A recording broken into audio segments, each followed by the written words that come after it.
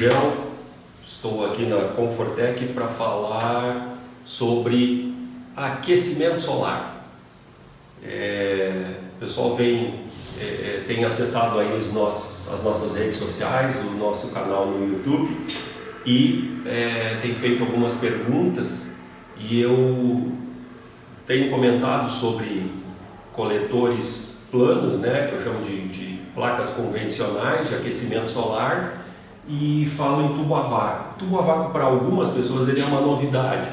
Aí eu estou aproveitando que há pouco chegou aqui na Comfortec um tubo danificado, o pessoal estava fazendo manutenção e não quis perder a oportunidade de mostrar como é que a configuração de um tubo a vácuo, como é que ele é construído.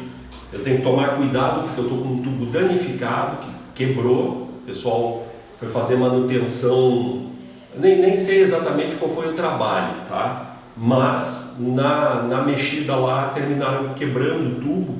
Então, para quem não conhece, tubo a vácuo é esse camarada aqui, tá? É como se fosse uma grande lâmpada fluorescente, né?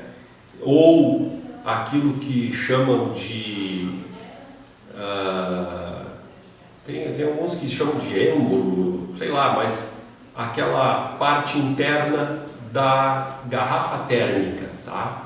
Ele tem exatamente o mesmo tipo de construção do compartimento interno da garrafa térmica para água, né? Aquela que tem compartimento interno de vidro, tá? Então, é isso aqui. É um tubo de vidro transparente que na sua construção tem outro tubo interno. Ele é como se fosse um saquinho que é dobrado para dentro, né? E entre as duas paredes, no momento da construção, se faz vácuo. Então ele tem uma parede interna que é pintada de azul seletivo, que é um cara que assimila melhor a radiação solar e assimila o calor, e o outro que fica na parte de fora, transparente. Na ponta nós temos a parte por onde é feito o vácuo, né?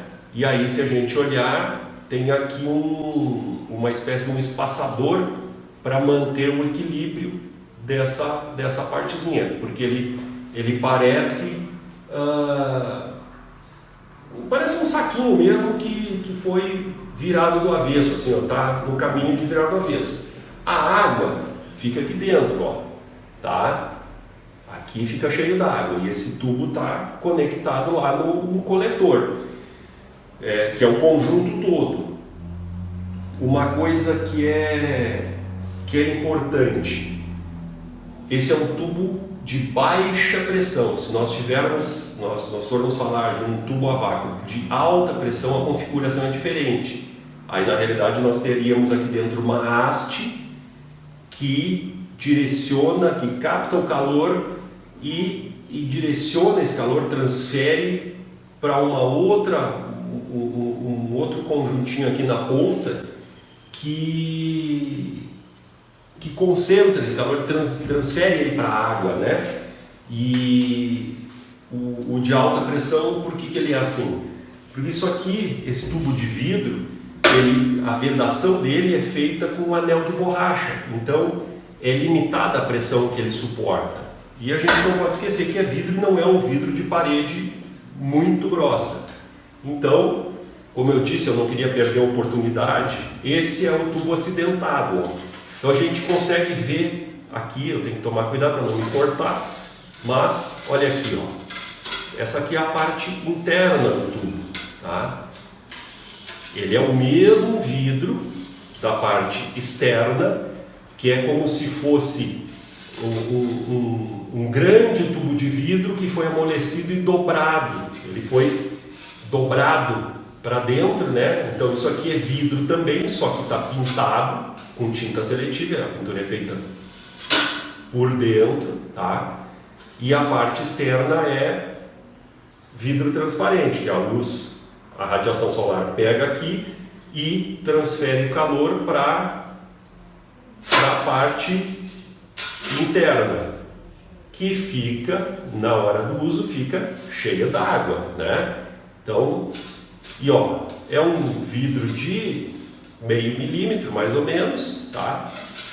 Pouco mais de meio milímetro, ele não é uma coisa forte, né? Ele tem uma certa fragilidade, então tem que se tomar cuidado. E aí, por que não faz mais grosso? Porque o vidro para nós é uma coisa transparente, mas o vidro ele atrapalha a transferência de luz, ou seja, a transferência da radiação solar, que interfere no rendimento do tubo a vácuo, né?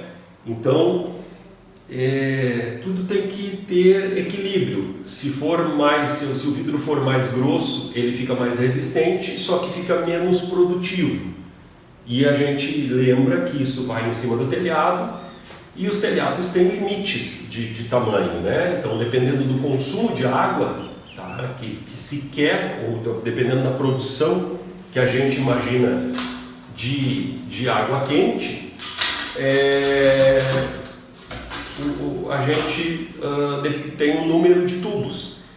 Se costuma usar no mercado, aí cada fabricante vai dar a sua sugestão de produção de água, mas se fala que um tubo desses produz de 10 a 25 litros de água quente pronta para consumo por dia, tá? Tem situações que vai depender do sol, isso vai ser muito mais, e tem situações que vai ser muito menos, né? Depende do sol, depende da posição, depende do tipo de instalação solar. Se a instalação pode ser atmosférica, pode funcionar por conta de movimento em função da densidade. Eu repito sempre, mas vale a pena repetir: a água quente é mais leve, tem densidade menor, então a água quente sobe, a água fria fica embaixo, né? Ou até desce, tá? Então, se o sistema solar ele for de baixa pressão, for um sistema não forçado, a gente depende de inclinação, depende de início de aquecimento para que essa água circule, né?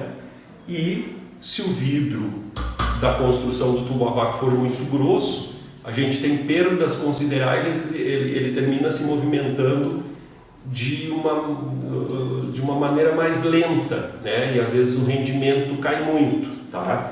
Então, o número de tubos, o tamanho dos coletores solares, ele sempre diz respeito ao consumo de água que eu imagino ter, né? Ele diz respeito ao que eu quero produzir de volume de água. Às vezes as pessoas vêm aqui e nos pedem informações: eu tenho uma casa de tantos metros e qual é o solar que eu ponho? O tamanho da casa não interessa, o que interessa é o tamanho da vazão do chuveiro. Isso é o que interessa, é o quanto nós teremos de consumo de água quente. Então eu posso ter um castelo, mas nesse castelo eu só tenho 2 banheiros com duchinha de 6 litros. Eu preciso muita coisa? Não, eu tenho 2 pessoas morando no castelo. Aquele negócio enorme lá, mas o volume de água utilizado é pequeno, então pouco coletor, pouco tubo a vácuo, tudo vai resolver. Aí, em contrapartida, eu tenho uma casa pequena, né? Nem pequena, vamos falar de uma casa média aí, 120, 140 metros quadrados, né?